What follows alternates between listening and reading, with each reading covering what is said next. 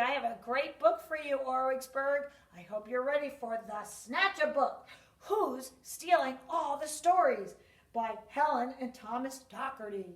Oh my goodness, story snatchers. The Snatch-a-Book.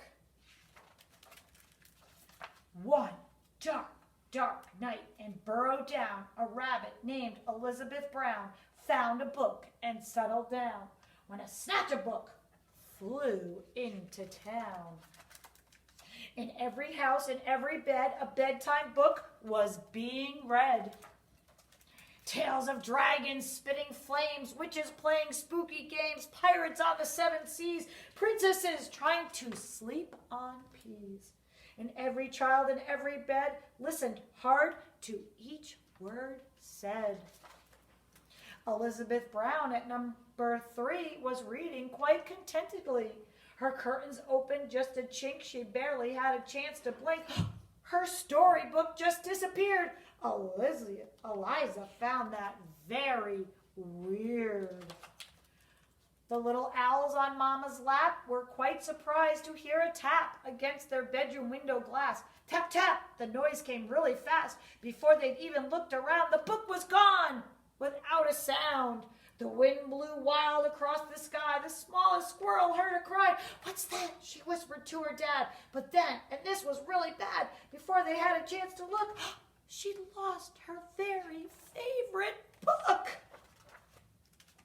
And so it went, night after night. Books disappeared from left and right. 5 books here and 6 books there. The shelves began to look quite bare. And Burrow Down, the rumor spread of book thieves under every bed. Eliza Brown at number 3 was keen to solve this mystery.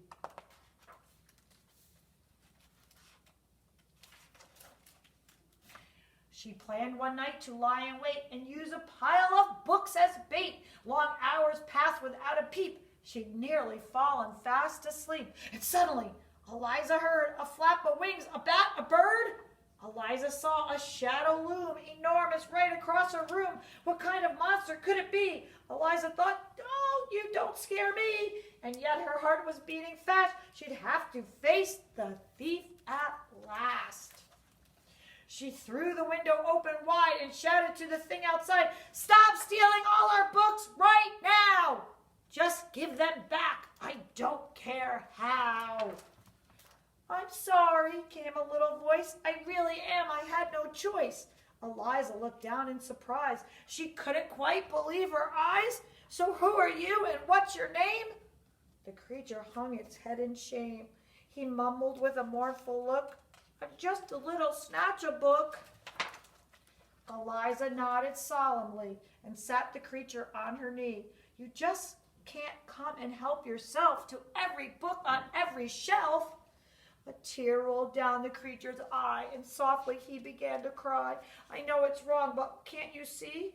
I've got no one to read to me."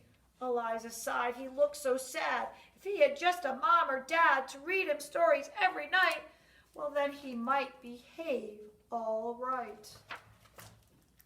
That very night, they hatched a plan, and so the Snatch-a-Book began.